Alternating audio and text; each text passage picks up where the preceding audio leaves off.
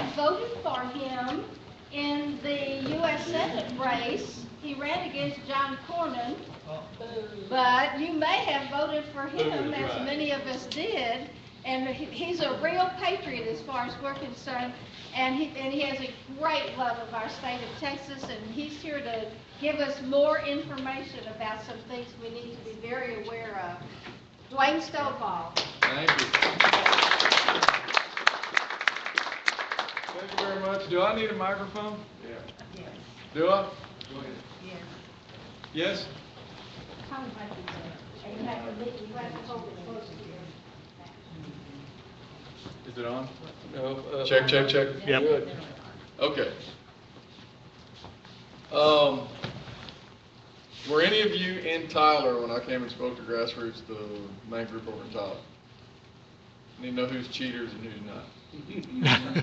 Okay, so we've got. I saw you in Canton. In Canton, okay. Then don't answer any questions I have.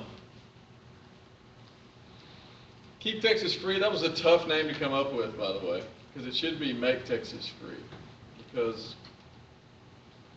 you understand the decline that the country and Texas is in right now.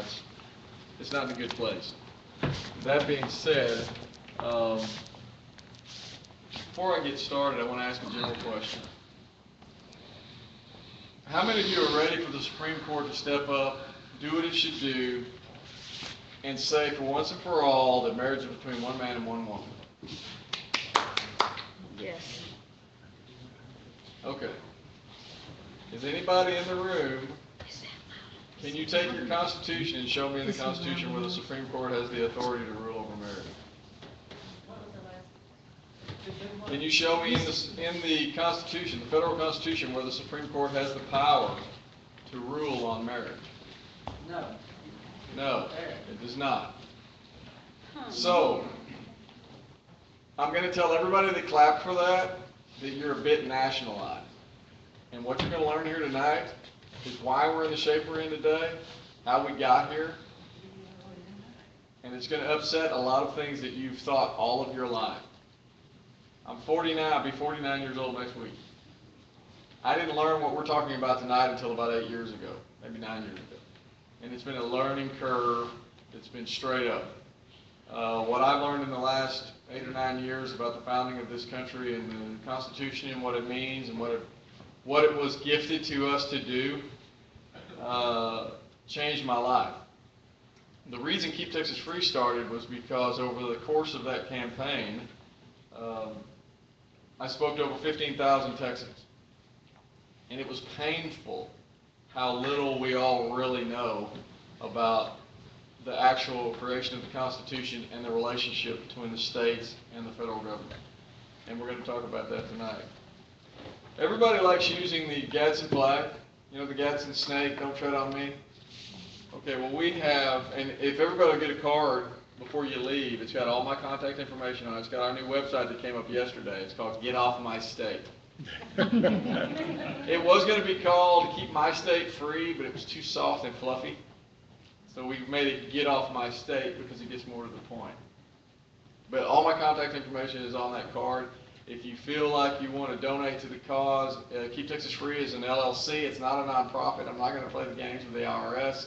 It won't make any money because we spend everything we get on travel and trying to get these T-shirts in and get people. The education system is a very expensive endeavor. When you're traveling around the state of Texas, it gets really expensive. If you feel like you want to donate to this, it's completely a taxable write-off because it's advertising. And you'll get a receipt in the mail that you can put in your taxes. This is our T-shirt. You've been tread on, now what? The truth of it is, for the last 100 years, actually over a century, that federal government, which is now a national government, has had a boot on our throat. On our grandparents, our great-grandparents, it's just been on top of them. Now it's on top of us. What the founders of the United States fought a bloody revolution over was about a 1.5% tax. What we're doing today would shame them. If they came back today, they would look at us and go, you're slaves. Purely slaves. I have a meme, I don't have it here, I actually made one at my office a year or so ago that had a picture, it was a bust of King George, and it said, miss me yet, underneath it. I would miss King George. He was not that bad compared to what we're dealing with today. This is going to be a little bit like a history class. Anybody in the legal profession? Any lawyers here? Oh. No judges, no lawyers? Really? Wow, this will be kind of downer. Usually I have somebody here who's questioning everything I'm talking about, but that's okay. It's going to be a little bit like a history lesson, a little bit like an elementary level law class. But you need to learn, you need to hear what I'm going to talk about tonight, because I guarantee you've never heard this. If one of you in this room has heard anything about what I'm talking about tonight, I'll be shocked. And I spoke to lots of people, and 1% of them have heard anything about what I'm talking about. Which is more powerful, the state government or the federal government? State government is supposed to be. Is it? No. Do we live in the United States of America in the free and independent state of Texas? No. We're supposed to, right? Yes. How many of you have ever heard it like this before? Do we live in the United States, singular, of America in the county of Texas? That's what we're. We laugh. Most likely. It's exactly where we live. There's 50 counties. We live in a nation with a capital N, the United States of America. That's significant. The states don't manage their own affairs. The Declaration of Independence doesn't exist anymore. That we are rightfully free and independent states is a complete misnomer. It's gone. Texas doesn't manage its own affairs. We love to get on the news channels. Our leadership likes to get on the news channels and talk about how great our economy is in Texas. We're the best of the worst. In the 82nd legislature, the one prior, not this last one, but the one before, we took in somewhere around $82 billion in taxes. That's what we paid in as Texans. How much do you think we spent in that biennium? A little over $190 billion. How does that work? Feds. Well, federal government takes money before you ever see it out of your check. They take your income tax, they take fuel tax, they take money that we've never seen, but we've worked for it. But we don't see it, they take it first. And then they turn around and dangle it back to our state legislatures. And they say, oh, here, we'll give you a little bit of this money, but oh, wait a minute, you got to use that light bulb. It burned out. Right, that great light bulb. We'll give you this money right here, but oh, wait a minute, you can't feed your children fried chicken in school. We'll give you this money right here, but oh, wait a minute, you've got to follow standardized testing and educational materials that we give you that are going to make you not know your own history. So this is what you're going to drive, this is how fast you're going to drive, this is the way you're going to build your roads, that's how they dictate to us. It's a mafia relationship that the states have with the federal government. Understand the free and independent aspect of this is something that is so serious. We've got to come to terms with the way we view government and the way we view the most smallest mundane things that happen in politics. Because what we're going to talk about tonight, I'm going to try and change your viewpoint entirely 180 degrees. The Constitution of the United States created a government based in 3 principles: limited government, republicanism, and federalism. What I'm going to talk to you about tonight is the most basic, fundamental education you would ever get. If you could teach your kids or teach children in school these principles, they would know everything they need to know to make good, sensible judgments on policy and politics. Limited government, you can interchange that with liberty. It's very simple. The smaller government is, the more free the people are. Very simple equation, and that's a fact. It's historically proven. There's never been a government in history that ever got so large that people were so much more free. It doesn't work that way. Republicanism is another simple concept. That principle is that we are going to be represented by those we elect. Simple, right? And if you go back to the Constitution, everybody's read that Constitution. You ever seen the original formula of 30,000 to 1? 30,000 citizens to the representative? That was the baseline, but that was the range. The concept behind that was that if you lived in a community of 30,000 people or so, there was a very high likelihood that you would know the person you were voting for. Or at least you would know someone that knew the person you were voting for. And what would you have? You'd have what we don't have today, context of character. You would know something about that person beyond $5 to $10 million spent on advertising that hits you every single day, 50 times a day, saying, I'm conservative just like you. Right? You would know someone that goes to church with them, goes to the store with them, you would see them at the gas station, you would know something about them. We don't have that today. That actually changed in the early 20th century, around 1910 to 1913, they passed a rule in the House.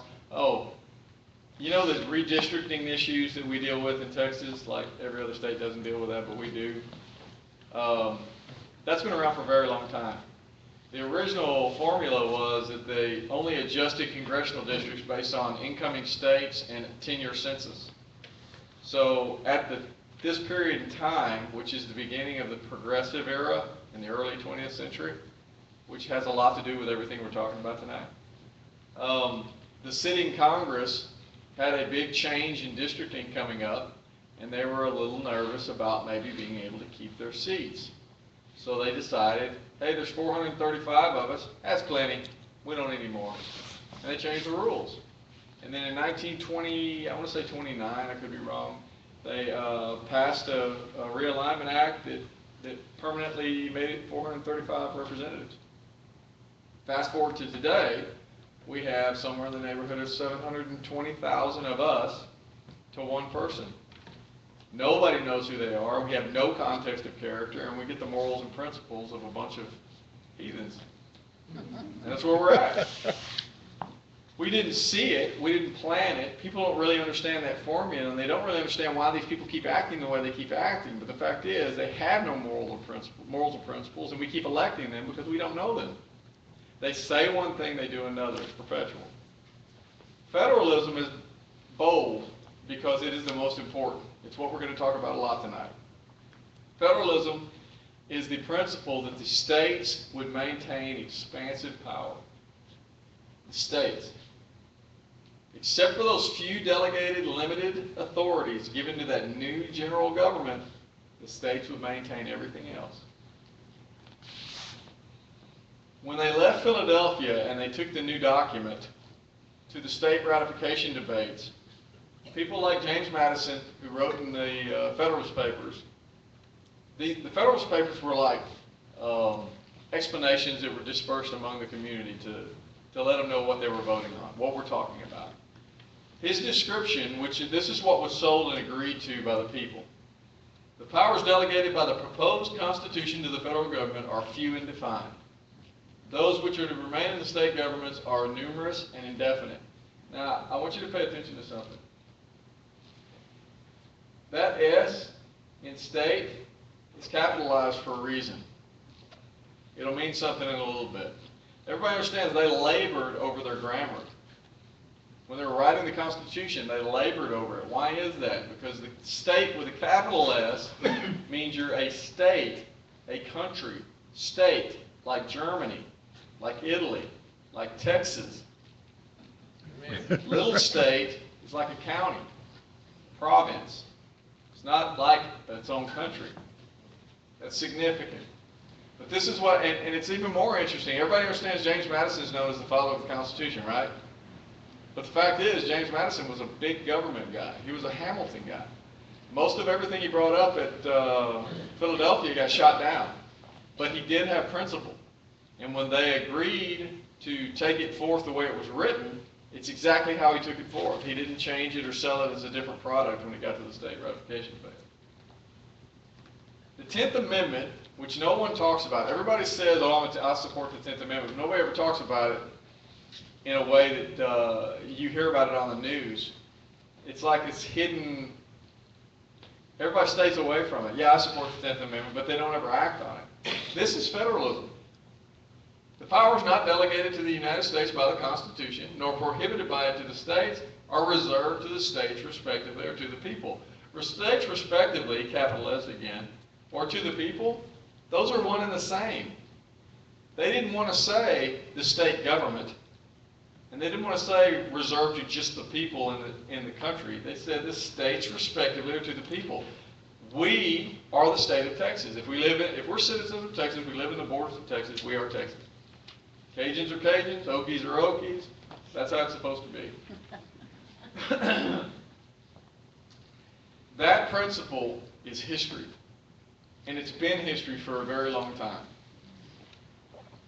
And I'm going to show you how it has changed. That being gone has changed the way you view politics.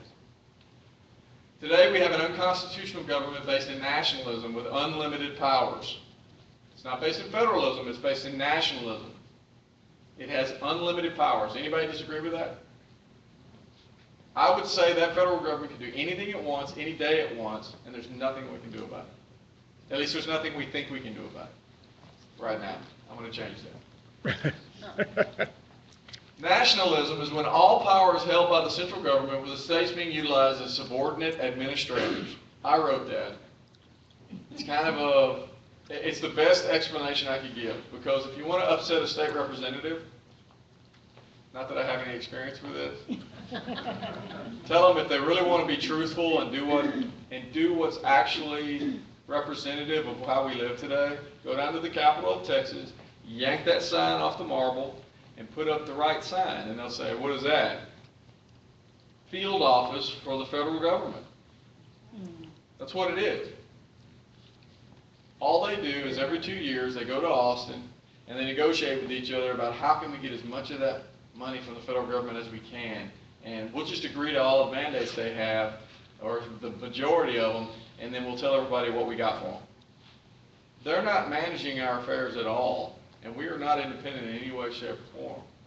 That's a Hamiltonian viewpoint. Centralized power. Big, bad problem. Nationalism, take your pick. Whether you go back and you look at the nationalist slide of Rome, or if you look at the Weimar Republic, or you look at Cuba, look at any society that's gone down that nationalist viewpoint, that nationalist trail, it ends very, very poorly. By the way, if anybody wants to tell you that what's happening at the border is not an invasion, interesting data point. If you go back and look at when the Roman Empire was beginning to collapse, they were invaded by the Germanian tribes. They did a little plundering, but they were basically just coming over and taking over and getting into the system. That's exactly what's going on here. It doesn't have to do with guns. It's got to do with the negative impact on our life, liberty, property, and economy, and that's what we're dealing with. How did this happen? How did we become nationalized? And I guarantee you, at this point in the program, y'all aren't really clear on what being nationalized means, but you're going to be. You're never going to think about politics the same when you walk out here tonight. There you go. We're not going to beat around the bush. We can argue about congressmen and their behavior, or presidents and their behavior. Folks, here's the deal. If you want to stop having a long dissertation about what the problem is with the federal government, because we all know they've gotten God out of government. No, really, we've gotten God out of the moral character of the people we're electing. That's a different issue. This group is the single most responsible party in the federal government of our decline. They're it. Presidents come and go. Some congressmen come and go. These are lifelong appointments that we have no control over. What they have done for the last 150 years is legitimize unconstitutional behavior. They are it. Thomas Jefferson said this a number of years after the implementation of the Constitution. The Constitution, on this hypothesis, is a mere thing of wax in the hands of the judiciary, which they may twist and shape into any form they please. Now take that from one of the wisest, smartest men involved in our founding, who was not there in Philadelphia, who was not there at the state ratification debates, who was not there at the first Congress. This is his assessment of the document after it was in place. This is where he said it would go off the tracks, and boy was he right. There are three things in law today that make up the biggest weapons the Supreme Court has used against us. The first one is the Commerce Clause. Everybody understands the Commerce Clause? Commerce Clause was implemented to give the new general government some authority to help keep commerce between the states regular. Okay? To keep one state from putting extreme tariffs on the next door state to try and protect its own industry and not allow trade across the borders. Those types of behavior. That's all. It was never implemented so that they could regulate all commerce in a state, everywhere. But today, there's nothing you wear, sit on, see, drive, nothing that's not impacted by the federal government. Nothing. We are micromanaged and centrally planned up to here. That's the first weapon. The second one is the 17th Amendment. Everybody knows what that one is? 17th Amendment. When they created the Constitution, they created these three branches of government, and people like Roger Sherman, or George Mason specifically. George Mason said, hey, look, if you're going to create this new government, it's got these three branches, and we're going to build in these checks and balances. Well then, hey, the states who have the expansive power, right? These states are the ones who are giving up a little bit of authority to create this new beast. They deserve a check as well. So the way they did it was they created the Congress in a bicameral fashion. It's a bicameral Congress. It's supposed to be. Bicameral meaning it has two houses. Everybody knows the lower house, the people's house, right? It's got the most representation. It's only 435 now, but it's got the most representation. It represents the people. The Senate was specifically designed to be a check on the new government by the states. And originally the state legislatures were allowed to appoint their U.S. senators. They only get 2 per state. It's equal representation.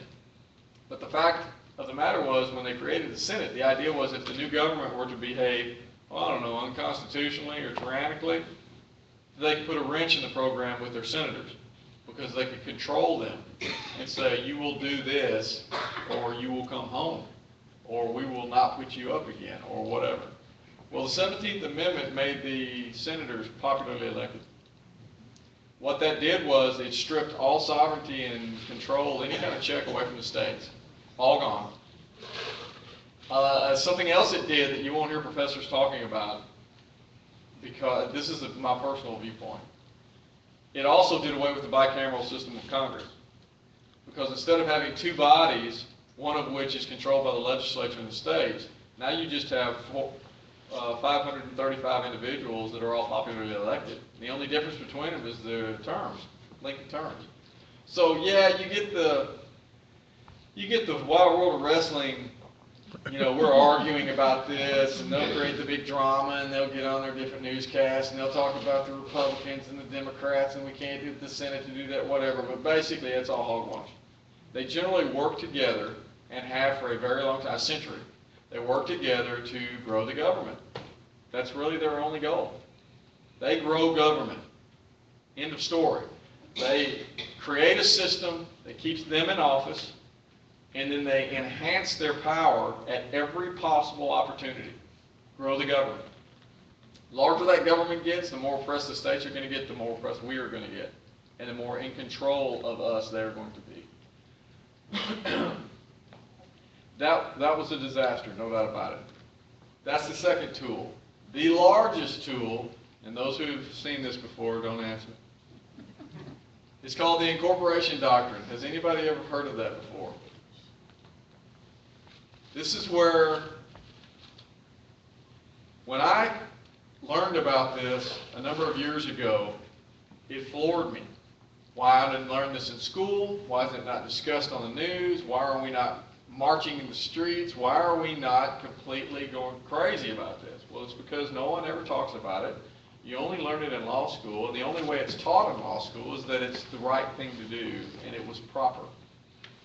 The incorporation doctrine, I'm going to explain this as simply as I can. Now, I'm a simple guy. I'm not an intellect. I'm not going to get up here. The incorporation doctrine is a 20th century creation of the Supreme Court, in which they took the 14th Amendment. All right, work with me. They took the 14th Amendment, which gave rights of citizenship to newly freed slaves in 1868. They took the 14th Amendment and they said that it gave them the power to incorporate the Federal Bill of Rights onto the states. Now, if I walked up to you on the street and I said the Supreme Court ruled in 1925 that the 14th Amendment gave them the authority to incorporate the Federal Bill of Rights onto the states, you go, oh, really? Okay. Nobody would know what that meant. You're going to know. Do you believe the Bill of Rights and the Federal Constitution protects you from the federal government? Does everybody understand what the Bill of Rights is? The first 10 amendments to the Constitution. That's the Bill of Rights. Nothing else, just the first 10. Do you believe it protects you from the federal government? Apparently not. It's absolutely supposed to. But that- Do you believe the Bill of Rights and the Federal Constitution protects you from your state government?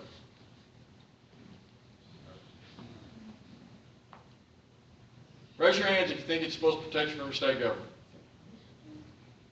See, everybody's scared to death now. I've already taken that Common Core test. I'm not going to take another one. Okay. Here's the kicker, and this is where you're going to have to start really rethinking how you look at government.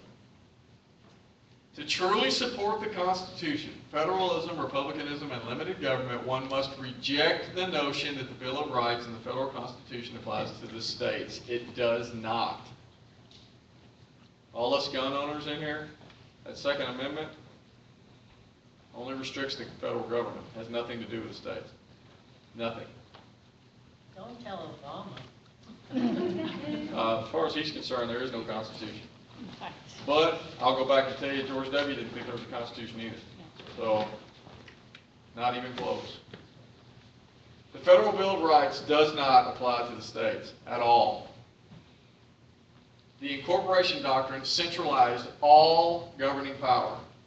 It obliterated state sovereignty, and it made we the people subject to the whims of a few elites in a town far, far away. I always put that in there for my own giggle, because if you understand what was going on 240 years ago, that elites in a town far, far away, well, guess what? D.C. is our far, far away. And we're living through the same cycle. How do you go from free and independent states to one nation? We all say the oath every time we get up there. Now, I'm going to twist y'all around on that too. Y'all are going to get up and say the oath from now on. You're going to remember this night. One nation under God. One nation. I don't know about that. Everybody understand the Pledge of Allegiance was written, approved in 1947? It's really a recent date. It's not. You ever seen pictures of the old originals where they're doing this? You ever seen Really? that? Do some research on the Pledge of Allegiance. It's kind of scary. Oh. How do you go from free and independent states to one nation? The framers, this is just a little segue for some data. The framers of the Constitution met in Philadelphia. 70 delegates were appointed. Only 55 attended. Only 39 signed the Constitution. It wasn't bottle rockets and fireworks. They didn't go, this is the greatest thing since sliced bread, can't wait to get it back to the States. This is fantastic. They fought tooth and nail over it.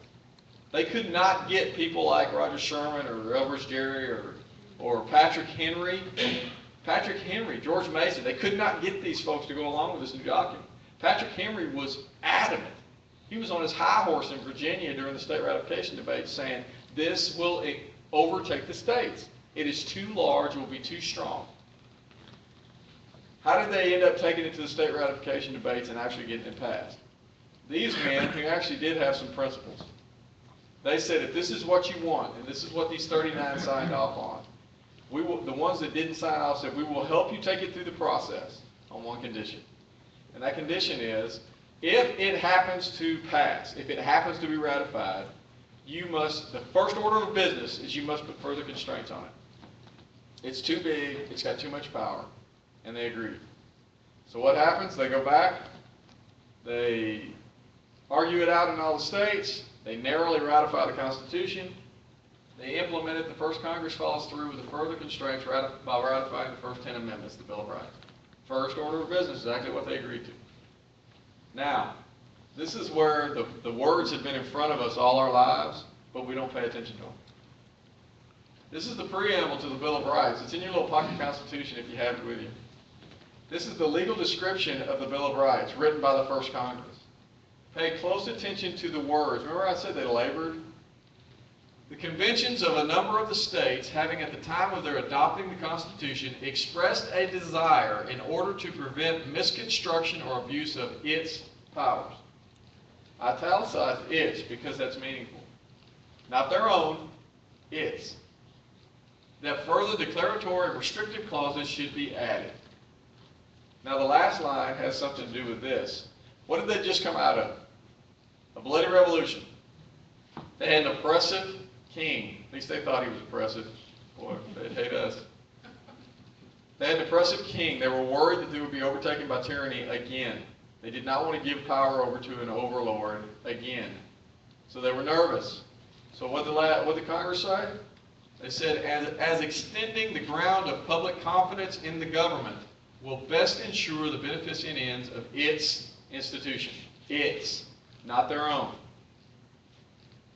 You know the First Amendment, Congress shall make no law establishing a religion? How many in here understand that there were a number of states when they ratified the Constitution with the first Congress that had state religion? Connecticut, Puritanism, charged state tax for Puritanism for decades. There's no way they're signing off on a document that strips them of the power to control their religion. Not going to happen. This was just for the federal government. This is the data point that has me standing in front of you today. This is the part I could not wrap my head around. The Supreme Court upheld the understanding of the Bill of Rights as a restriction on the federal government only for over 135 years. How do we get to where we are today? I have no idea. I do now. That's what I said to myself. I was going, well, how did this happen? Well, you don't hear anything about rulings from that period. Very little. Case precedent, you always hear that. It's precedent. In my mind, case precedent starts about 1910. It rarely goes beyond that, closer to the forming of the document, closer to the people who actually knew the people that dealt with the document. It gets farther and farther away with this interpretation.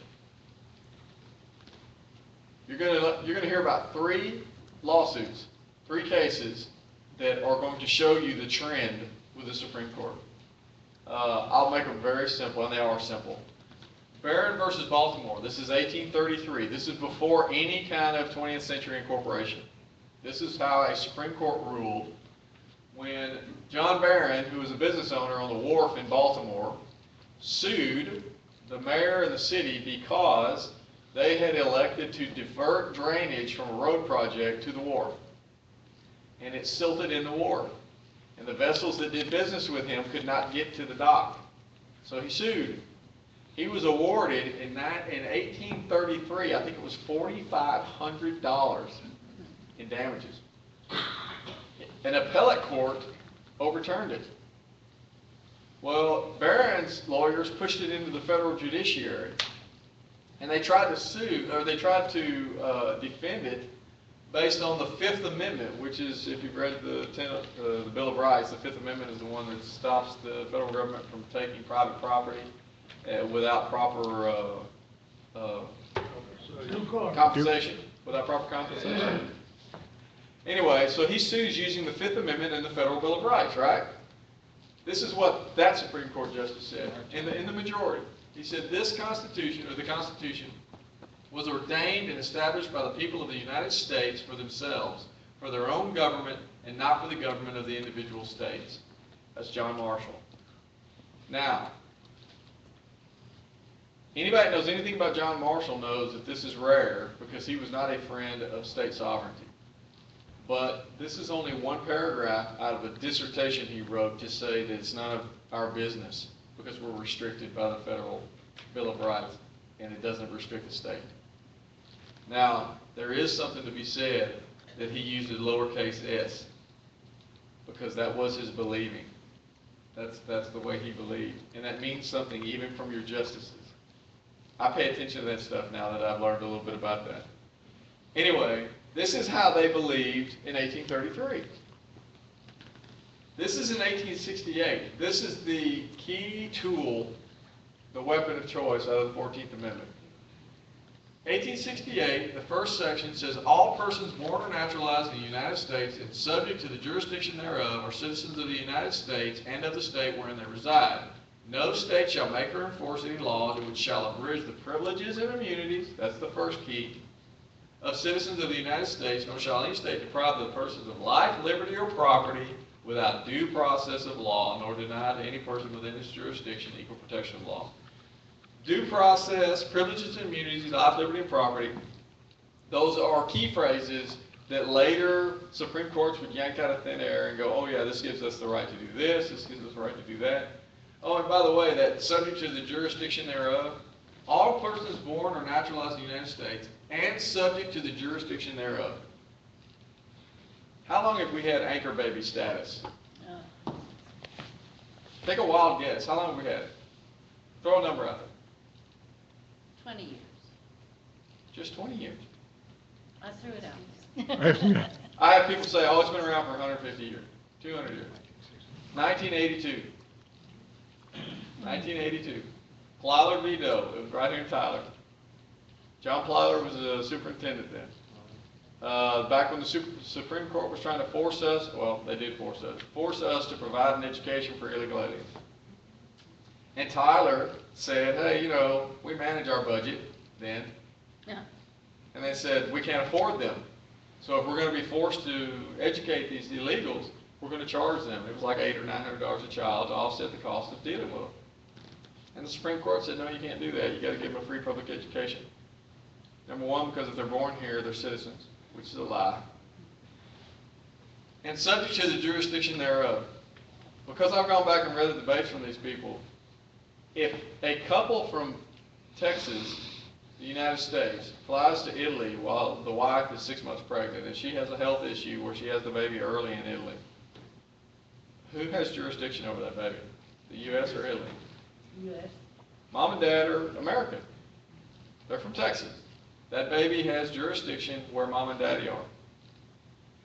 The people that wrote this literally said clearly, this does not apply to aliens, it does not apply to diplomats, it does not apply to Indians because they have fallen under the jurisdiction of their own nation. They restricted all of this.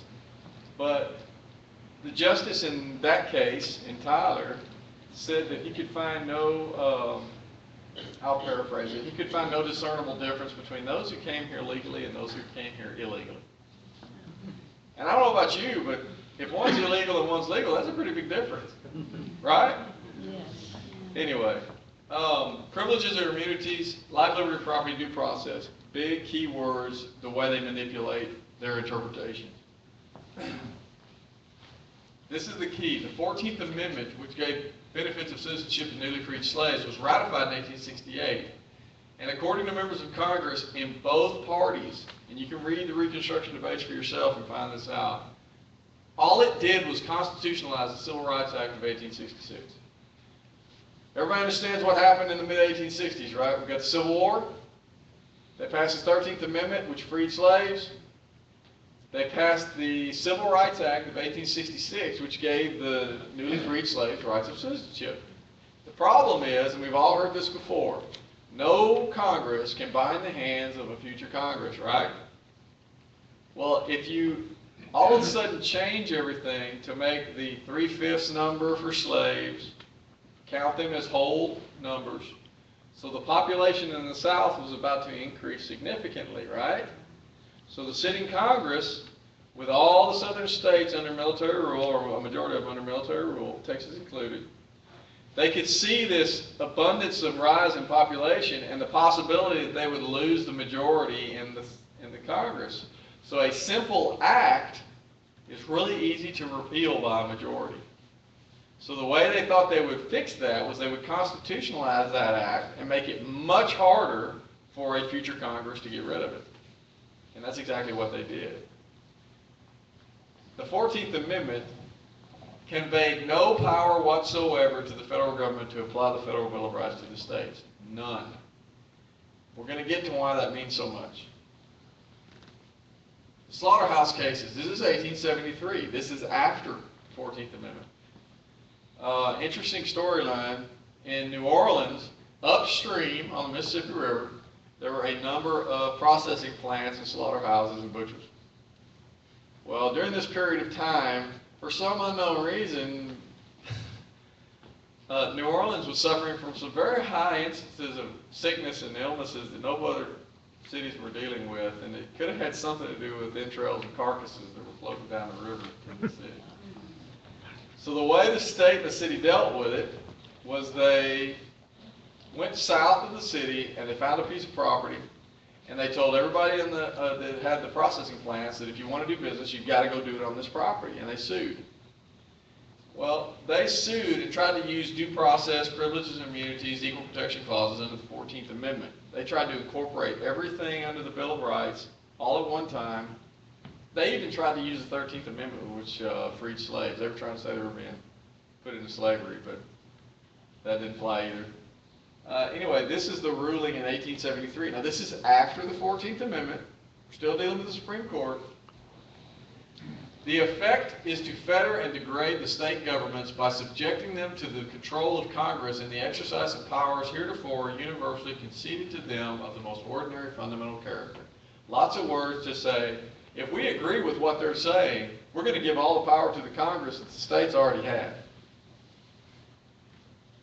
We are convinced that no such results were intended by the Congress which proposed these amendments, nor by the legislatures of the states which ratified them. If you had a Supreme Court justice who came out and wrote a ruling like that for the majority, they would follow, the media would fall over.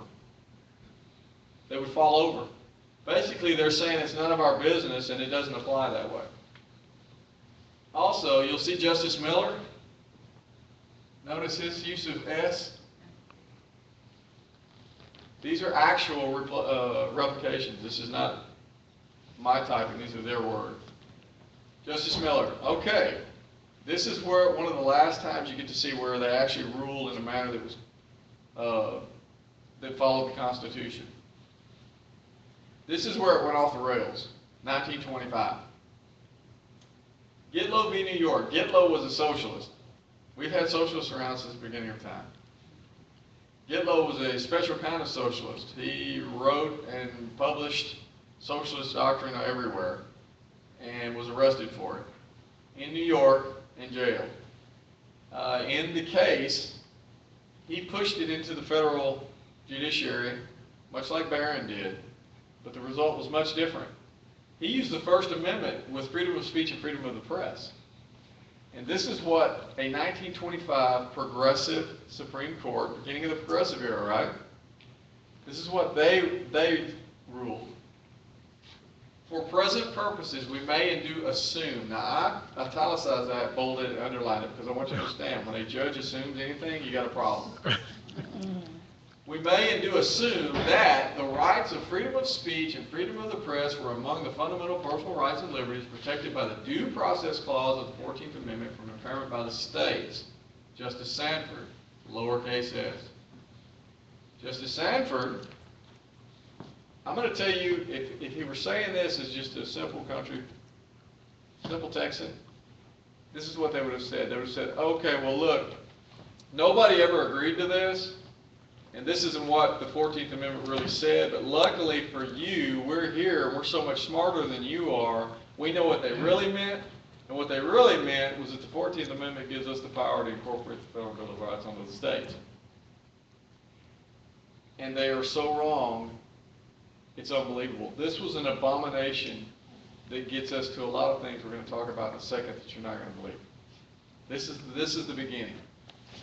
In the beginning, it was called selective incorporation. This was the First Amendment. Today, it's basically just incorporation. They can apply anything to the state. So, here we are. You want to be a free and independent state? Act like one, and what happens? You get sued. Next question is, where do states go to lose? Federal court. Supreme Court. I think Greg Abbott is a good man. I don't get caught up in his, I'll sue him. I don't get caught up in that, I've sued the Supreme Court. What's he sued him now, 31 times, something like that? Yeah, doesn't do anything for me. Has he ever won? Hey, he's won a couple, but still, why are you suing over unconstitutional laws? Because we've all been nationalized. We've all been made, and Greg Abbott's another one. The Supreme Court is the final arbiter of everything all the time, people. They say when the sun comes up and we go, okay. It's not supposed to be that way. Place the name of God in a public building. Scripture, 10 Commandments. Make it a crime to burn a Texas or U.S. flag. Recognize marriage as one man and one woman. Decide if pornography is art or pornography. Criminalize abortion as a choice of birth control. Decide not to pay for education of illegal aliens. Manage the bearing of arms as they see fit. Require people to show proof of citizenship. It took me about 30 seconds to write those down. That's just a few of them. These are all aspects of a state's business that the federal government has circumvented through the Supreme Court. These are all things that we as Texans can very well manage. And Okies, Californians, and every other free and independent state. These are things for people to manage according to their morals, values, and principles. We have nationalized everything. Everything. Think about this for a minute. When you get up in the morning, you get 24-hour-a-day ESPN for politics, right? We know more about the pundits than we know about our candidates. They get up there and they espouse all their opinions. And they have opinions about what they're doing in Michigan, and they have opinions about what they're doing in New York, and they have opinions about what they're doing in Texas, and they all count because that's the next neighborhood over.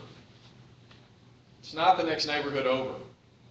We've all been trained to get up and look at a shooting that was evil on children in Newtown, Connecticut, and treat it as if it's the school down the street from us. And it is not. I sit on the school board in Tarleton Independent School District. Shortly after that incident, we had a number of parents who came to the board and wanted to know what we're going to do about our security. I said, nothing. Well, you know, all this gun activity. I said, how much gun activity? Well, one of them had done a little research. Somewhere around 48 or 50 incidences of gun activity over the last 10 years. Well, I was ready for it. I said, oh, really, is that national or in the state of Texas? She goes, oh, well, I think it's national. I said, oh, you know there's about 148,000 school campuses in the United States? But that works out to be about 100,000ths of 1% of a school campus that has a gun incident. I said, and it's an incident. That ranges from little Joey bringing a gun to campus to show it to little Tommy to someone discharging a weapon. That's not fatalities. And I said, in Texas, do you know what the number is? He said, no. And I said, it's 3. And that includes little Tommy bringing guns to show little Joey. I would hate to go at things like that. For the plain and simple fact is, if you went and you took the statistical data of how many kids were seriously injured on playground equipment across the country, we do away with playground equipment way faster than we do away with any kind of gun issue. So this anecdotal, emotional attachment we have to every single incident that happens in this country, and when I say country, I mean the United States, is wrong. We don't not care about what happens to our brethren in other states. But the fact is, we have a scale issue. They're trying to force onto us every single day that we are all in a community. A 316 million large community. No, we're not. We're in the state of Texas, folks. We've got over 26 million of us here. That's almost 10 times as many people were in all 13 states when they ratified and implemented the Constitution. That is almost as many people as were in the United States when they fought the Civil War. We have our own issues. You know that scale issue we were talking about, the ratio of 30,000 to 1? Okay, in Texas we've overshot that by 5 already. So you think the United States has issues? We got our own issues. We can't allow this media push and this nationalized push by our own federal representatives to keep driving it into our skulls that somehow we have to be emotional about how the people of Connecticut are managing their own affairs. You want to take a really serious issue and bring people to the, I don't know what you would call it, bring them to the table over it. Abortion. I had 2 state representatives at one of these presentations about a month ago, and they were coming at me about abortion. Because they said, you're saying that if the state of Connecticut wants to pass abortion laws saying that you can have an abortion anytime you want as a choice of birth control, we shouldn't say anything about it. And I said, how are you going to say anything about it?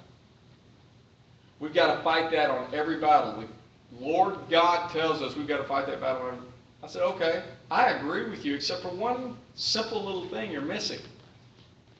We have people, and this was the state representative, we have people who profess to be Christians or profess to believe in life and the sanctity of life, who go to the state capitol in Texas doing the business of Texans, who pat themselves on the back because they fought long and hard to get a bill passed that allowed a choice of birth control to be an abortion till 5 months in the womb. And you're telling me I've got to get upset about what they're doing in a state 1,000 miles from me? If you can't pass legislation here to protect that life, what do you think you're going to accomplish going 1,500 miles north of me to fight your battle? You want to go implement your will in another state when you can't do it here? Way to go. Doesn't work well for them, but it's the truth. This is truth to power like you've never seen. This right here, you want to get destroyed in an argument, or they want to try, attorneys are the worst, generally. I would say my personal interaction, my own attorney, he has a hard time with this. It's about a 50-50 deal. That's the way I've kind of figured it out. But it's still hushed tones. I've had this conversation with a standing group of attorneys and had half of them who were speaking totally against it. No, they have the right, the 14th Amendment. No, they didn't. Well, justice, because what happens is they get out of school and they're trained in what's called the case method. You know what that is? When you go through law school, you're going to be trained in the case method. The case method is basically the body of rulings. So they come out of law school and they can parrot Justice Black or Marshall or Sanford or Warren, but they can't tell you what Senator Trumbull said, who led the 14th Amendment through the Senate, or Williams, who sat on the chair of the committee that handled the 14th Amendment in the Congress, who said the polar opposite to what a 20th century Supreme Court judge said they meant. They can't do that. So what happens? We deal with precedent. Us, we get it dealt, we have to deal with that. Because in 1925, you have a progressive set of judges who pass an abomination of a law, a ruling, and what happens? It spawns every other bad ruling after it. So today, Texans have to have a discussion about whether or not we're going to pray before a football game or not. Why is that? Because other Texans are going to be mad? No. Because we're going to have a federal overlord coming down our backs, a national overlord. This is what got us here. I had a lady who got very upset with me. She said, you're condoning abortion in another state. I said, ma'am, let's get on the same level. I think abortion is a choice of birth control is murder. Simple fact. I don't agree with abortion in New Guinea. I don't agree with abortion in Japan. I don't agree with abortion on another continent. Let's come to that agreement. But it's the exact same. How are you going to go stop it in another country? And we are talking about other countries. Let's get it out there where it's supposed to be. Texas is when you hear me say nation, I'm talking about Texas. God bless Texas. You can't go implement your will on another state if you can't live by your own morals and principles in your own state. And the people that created the Constitution knew this. They absolutely knew this. We're being led down a path that ends in a very, very bad way. Most of us think we support the Constitution and want limited government, but we really don't. Those of you that clapped about the Supreme Court, you say you want limited government, you hold up your Constitution, you even quote Jefferson now and again, but boy, if the Supreme Court comes out and they rule in something you like, and it's about something they have no business having their nose in, you still support it. Can't do that. You can't do that. Second Amendment lovers, there was a case in Chicago called McDonald v. Chicago. This is lately. This is in the last 12 years, 15 years. Older gentleman had a pistol. Wasn't even a crime. This is strictly a lawsuit over a person who wanted to have a pistol in his home for security in Chicago. City of Chicago had banned guns. They sued and went through to the Illinois Supreme Court. How do you think the Illinois Supreme Court ruled? They ruled, this is the way it sounds. I'm going to give it to you in plain language. Sorry, man. The people of Chicago voted. This is what they want. They've spoken. Can't have a gun. Now, he could have moved to another part of Illinois, right? But he didn't. The NRA went crazy. I remember the NRA. Remember the GOA. I'm a CHL holder. I was mad too when it started. Now I'm mad at myself for buying into it.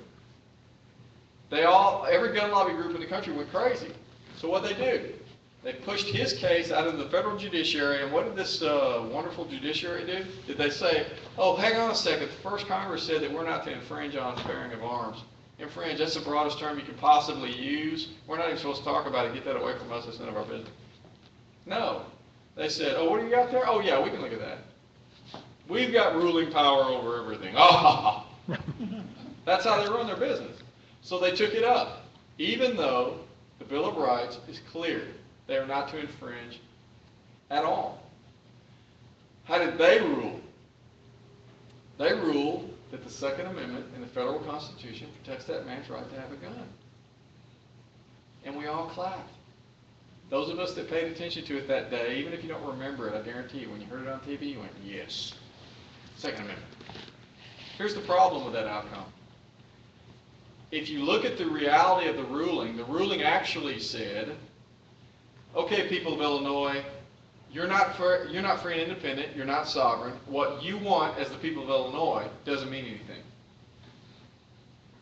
And our right as the supreme overseer of everything in this country to incorporate the Second Amendment onto your state, that's what we're going to do. And we gave them sanction to do that. Now, what's going to happen 25 years from now when our grandkids, our great-grandkids, wake up one day and this Supreme Court is even more liberal, because politics seems to move only left, right?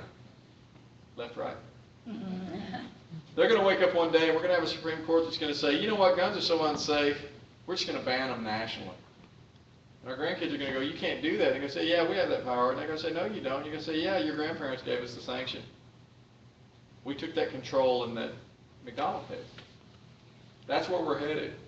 And I try to tell everybody, one of the key things that we forget, I don't even think we forget, I don't think we're taught it from the right perspective. There's 50 states. There's 50 different constitutions. 50 different bills of rights. We have a Bill of Rights in Texas. It means something. Our Bill of Rights in Texas protects your right to have a gun. You know what the last caveat in our Bill of Rights about guns says? It says in our own Constitution, in our Bill of Rights, and I'll paraphrase, Texas reserves the right to legislate the wearing of those arms for safety. Well, if we keep electing phony conservatives in Texas, phony liars who go to that office and are moderate, which just means they're liberal, and they keep putting in justices in Texas, in our Supreme Court system, they're going to wake up 20 years from now and they're going to say, hey, you know what, guns are so unsafe, not only can you not wear them, you can't have them. And we're going to have a serious issue on our hands. The idea that we've centralized so much power into this finite group of people should scare the bejeebers out of everybody. The fact is, you got 316 million people across 50 different states, and we're managed by 546 individuals. More seriously, we're managed by 9 unelected, 5 of 9. And if you look at each and every individual ruling, we're managed by 1 swing vote of 9. That's 316 million people's lives controlled by 1 individual casting a vote. This is not a good formula. Absolutely not. History has proven this. Nationalism is the worst thing you can possibly ever go to. Socialism, it all leads to this. Communism is the final version. Nationalism, whether you're in a national socialism, any kind of nationalism where you're centralizing power, is a big no-no. Well, look what we have today. Take your alphabet soup, throw it against the wall, you're going to come up with, everything's going to make sense. It'll mean something. I mean, these are all unconstitutional agencies, yet they're forced it upon us every single day. Where does it end? It's going to end with a state that finally says we're not participating anymore. I'm not talking about secession. I'm talking about literally saying we're not doing this anymore. What happens when you give a national government the power over a right? You lose the right. Remember what our grandparents said? Anybody's got power enough to give you something, got the power enough to take it away, right? Correct. Well, that's where we're at. They're controlling our natural rights. Protecting natural rights and liberties is the responsibility of the citizens of each state, folks. It's the responsibility of Texans to manage this. It's not the responsibility of a small group of political elites. We don't have to see eye to eye with every single person out of these 316 million people. There's enough property and real estate and states here for us to assemble with like-minded ideology and not hate each other. I talk about this a little bit. You know this right-left, Republican, Democrat, that right-left paradigm that we think is out there, like we're having this big argument. There is no argument. Nobody's debating anything. We have right and left. It is a war. The war is not over. You're not going to have me go up to a full-blown liberal socialist Marxist and go, hey man, here's my principles, and them go, you know what? I don't know what I was thinking. Conservatism, that's the way to go. They're not going to do that to a free market, limited government conservative either. So what do you have? You have nationalism, which has driven all the power to the center. The states are meaningless, and you have this big right-left war, and it's not a debate. It is a war to see how many of our people we can get into power in the national government so that we can force everybody else to live according to our demands. There's no freedom in that. None. And that's where we're at. That's why everything feels so, if you feel like it's declining faster and faster and faster, it's because it is. If you feel like the animosity and distrust and hate feels like it's higher all the time, it's because it is. Because we're not allowing each other to be free, state-wise. Federalism creates a free market for liberty. This is the context of federalism you really need to lock onto. When the framers created the Constitution, they chose federalism, not democracy. Democracy is a sign of decline. It's going straight into nationalism.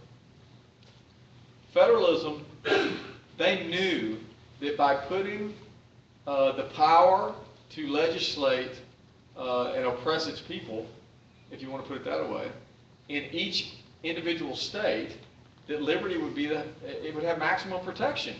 Why is that?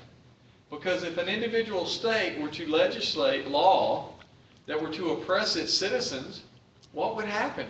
They'd leave. They would leave. And you would end up, people would naturally gravitate to the most free state. Well, we've taken that away. Now we're one great big state with one great big controller. And that big ruler is nipping away at all of our fruits of our labor. It's taxing us into oblivion. It's telling us we have to pay for people that didn't participate, whether we want to or not. And there's no moral equivalency between me stealing all the money Bob's got and giving it to Anthony, even though Anthony would enjoy it. And calling He it needs it to charity. run for office. You can't call that charity. If I'm stealing from you to give it to this person, that is not charity. This is, and I tell these legislators this all the time. Every single time they stick a microphone in your face, unless it concerns a power delegated to the federal by the state, stay out of the business of Texas. Just parrot it over and over and over again. Every time they bring up something about Congress, every time they bring up something about the president, parrot it over and over and over again until it starts getting traction. We've got to get these people to understand the relationship between the state and the federal. They have to know it. And if your state legislature doesn't know it, we're not going to correct anything. And the vast majority of our legislators today walk around down there and just wait and see what they're told by the federal. It's a national government. I believe this with all my heart. We can make Texas a salt and light for the rest of the states. We can still lead in reestablishing federalism and states' rights as the framers designed it. I believe that. I think that if we can take these principles we're talking about tonight, and if y'all have got a lot of thoughts going through your head, if you got questions about it, raise your hand. If we can get people elected who understand this concept and that constitutional foundation, who can say, yeah, I'm not going to participate in this anymore. We're going to do it this way. I had, who was, oh, Steve Toth. I wish he'd gotten elected, but Steve asked me a question. He said, well, how would you go about that? And I said, when you write legislation, like the TSA bill. Remember the TSA bill David Simpson put up the session before last? He put up a very tough, solid bill. It got mangled as it went through the process with everybody trying to water it down. But if you could get true conservatives elected who understand the Constitution, understand freedom and liberty, you would write a bill that said, the Fourth Amendment is a restriction on the federal government. We will not allow federal agencies to grope or molest the citizens of Texas before they get on a plane to go from Austin to Dallas. We'll not allow that, and if you're going to do this, we will arrest you. I said, now that sounds good, and it sounds, I'm just shortening everything David put out there. We're basically saying what David said. But the way I see it is underneath that, you have to put it, what you've never heard of before, you got to put it out there. Texas does not recognize the incorporation doctrine as constitutional. We will not participate in the destruction of the Bill of Rights as the Supreme Court has done so. And the last thing, even the best part, is you got to put something on there that says anyone caught giving aid, information, or assistance to the federal government in the way of litigation concerning this legislation is going to go to jail. Because we're not, when we say we're not going to participate, we're not going to participate. You can send all your judicial letters you want, we're not going to court with you. Then you got somebody's attention. Now, this falls into two categories. You know what's going to happen, because it's all money. It's all money. I divvy everything I think about when it comes to government into two parts. You have economy, which basically we can't do anything about because it's going to correct itself. One day it's going to come a reckoning on that economy. The debt that we carry is astronomical. Not enough currency in circulation on the planet to pay that off. The other part, which we do have a lot of control over, is governance. Who governs? Who's there when this correction takes place? What kind of principles do they have? I'm in front of you today because these principles, we've got to share them with everybody we can. Because you just don't want to elect somebody because they say, Second Amendment, pro-life. Yeah, really? Okay, well, are you willing to die for my kid's freedom? You see, everybody looks at you and goes, oh, yeah, right. No, I'm serious. I'm dead serious. I want to know that when you say we're going to put a line in the sand and tell the federal government they're not going to overreach on Texas anymore, you're willing to do that and mean it. Because that money aspect is going to come fast and furious, no pun intended. When you tell the federal government we're not going to participate and you push back in a serious manner, the only weapon they have is money. Because, by the way, anytime somebody says, well, they'll come force us to do that, how are they going to force Texas to do anything? Or any other state for that matter? There's a little less than 1.5 million people in the military. I think there's 200,000 or 300,000 members of the federal government who are armed. There's 26 million of us in Texas. In Texas, we have, I think we have, I don't remember what the percentages were, but it's a high percentage of guns per household. But there's enough guns in Texas to put like a zillion guns in every household. It's pretty awesome. But that's a different statistic altogether. What I'm getting at is we have an empire, okay? And it's made up of just this finite group of people. There's 10 times more of us than there are that work for the government. And they are spread out across 900 bases across the globe. So when somebody comes to me and they say, they'll just come down here and force us. Oh, really? They're going to shut the empire down? And they're gonna bring everybody here, which by the way, between 25 and 30% of our military is from where? Oh, God bless Texas. You're gonna tell me they're gonna shut down this global operation, you know, all the corporations we're working for over in the Middle East?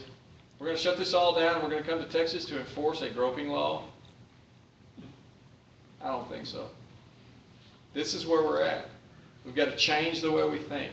You gotta get up in the morning, you gotta look at the TV, and they've got to say, California's doing X, Y, and Z, and you gotta go, good for them.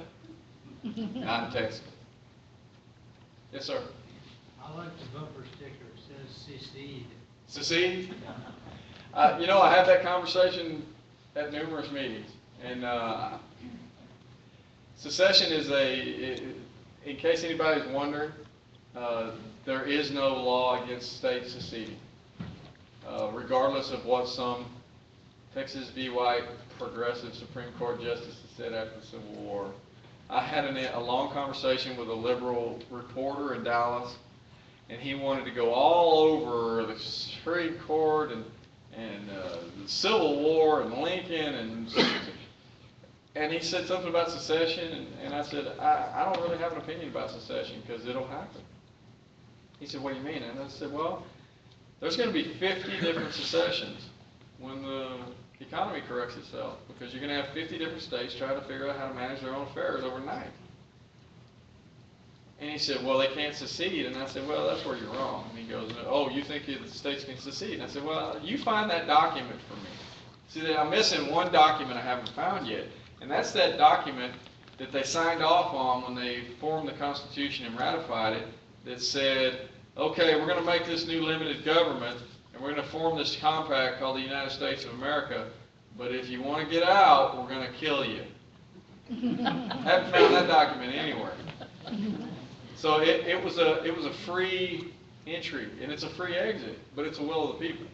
And the people that push real hard for secession in any state, in the apathetic position we're in today, with as many people as we have on the dole from the government, and the situation you have between the government and the states and the municipalities and school districts and all that, nobody's going to say no to the government. And you're not going to get a majority of the will of Texans to make a substantially serious change in that arrangement. And historically, people don't make that decision until their stomachs are tight. And we'll be dealing with some very serious things by the time that happens.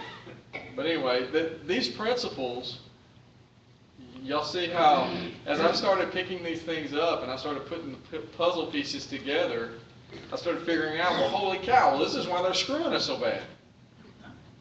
Because we just go to work, play with the kids, pay our bills, watch our pundits on TV tell us how, you know, that guy's better than that guy, and sell us on the latest, greatest establishment choice to be, you know, whatever office they want to be in. And it's a system, and they game us completely.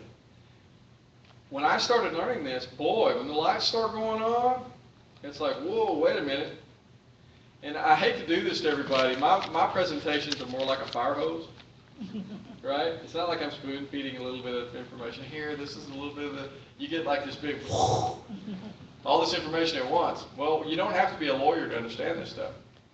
But lawyers are very well trained that this is all correct because Supreme Court justices have said so. So anytime, if you want to call me, my numbers are on this card. You go call your cousin, sister's uncle who's a lawyer, and they go, I didn't know what the heck he's talking about because Justice so-and-so. You're going to call me and go, well, my lawyer friend said that you don't know what you're talking about. And I'm going to go, yeah, he did. Until you find one who did. I'm going to tell you all this. It's funny, and we'll end it. I was in Dallas at a Ted Cruz event. I had a Supreme Court justice, not from the federal, from state. I had a nominee. I had a DA and a couple of other attorneys who were in the system somehow. I don't remember who they were. And we somehow, and I didn't start it, I promise, somehow we got into incorporation. A couple of them were not real clear on it. A couple of them thought they were pretty clear on it. And I was having this particular banner with this one individual. And he would say something that was matter of fact. And I would say, no, that totally is adverse to what this person said and that person said when they were passing this. When it was over, this took about 10 minutes. Nothing got settled, of course. They split up, they went their own ways, whatever. I'm over here at the other side of the room. One of the higher up legal individuals made his way over to me, and he leaned up to me and he goes, I just want you to know I agree with everything you said. And I said, where were you at 10 minutes ago? Thanks a lot. Anyway, this is very, very serious. And I hope it gives you a little enlightenment as to why we worry about the mundane things that we as a community of Texans are very well capable of taking care of, like whether we're going to put God or Scripture or the Ten Commandments in a public building at our will. Who should have any say-so about that? Us. I mean, it's that simple.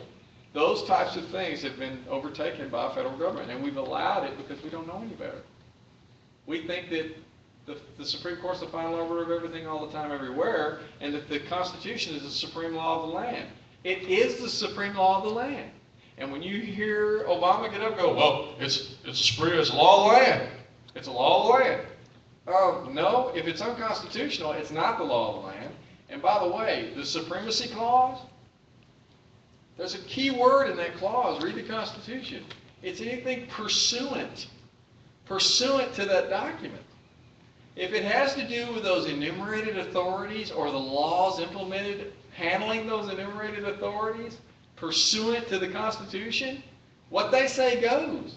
Anything else, 10th Amendment, anything not listed that belongs to the states, is none of their business. Zero. So, I don't know why we didn't have legislators or states that stepped up to say we're not going to participate with this 100 years ago, but it's never too late. We've got to drive these principles home to some people that understand it. And this is going to be tough. This is going to be tough. I'm telling you, I'm a big proponent, and I don't know if any of y'all have ever thought about this, but I tell everybody, re-educate yourself. You're never too old. Never too old. I guarantee you, some of y'all with your whole lives, you didn't hear as much information you heard tonight on the Constitution or what it's supposed to do. Now, you're going to walk out of here and go, holy cow, I should have never come here. Now I'm really upset. I just thought I was upset before. We got to find candidates. And I'm sitting here talking to you a lot about state legislation. I don't care anything about the federal. I ran for U.S. Senate because the U.S. Senate seat, if you understand how it properly works, is a state seat. It's the gopher between the state legislature and the federal government. They're supposed to make only decisions that support the state, nothing else. U.S. Senator ever votes to increase the debt on your state or votes to do something that benefits another state and impacts your state negatively, they need to get vetoed. That's not their job. They're not nationalists. They're supposed to represent the state.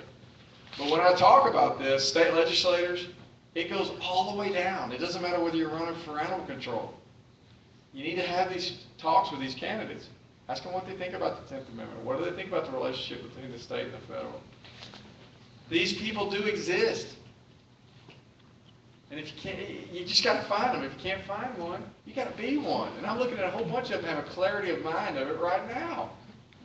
So any kind of seat you see open, whether it's school board or city council, whatever, you hear everybody say that. Oh, you got to get involved locally. I'm dead serious. It's got to happen. It's got to happen. There's got to be people. People ask me, why do you do this if you think that everything's going to have a big catastrophic collapse or correction? History has proven that that's going to happen. I do this because, number one, I'm supposed to. It's laid on my heart to do this. Second thing is, whether it's me or you or our children or grandchildren, someone has to have these principles when the time comes for somebody to lead. They've got to be injected into this. We cannot sit around and be national socialists when it all hits the fan and just stand around our campfire waiting on somebody to give us a little moral soup. It's not the way it's supposed to be. We've got to have people who understand those founding principles the way they were meant. and understand divesting power and limited government, and understand that the moral principle is everything. Everything. If you can't be free, what else you got? What was that? I watched Braveheart last night. There's a great line in Braveheart where he says, these men, he was looking at the nobles, he said, these men believe that the people exist to keep them in office, to protect their office, their seats. And he said, they don't understand that they exist to protect the freedom of these people. I thought, I'm like, ooh, chills went up my back. Anyway, I hope everybody learned a little bit tonight. It's a lot to take in. My email's on there, my phone's on there, my website's on there. Like I said, if you're interested in helping us out and funding some future events, please do. This is a much more expensive venture than I ever thought it was going to be. But I appreciate the chance to come talk to everybody.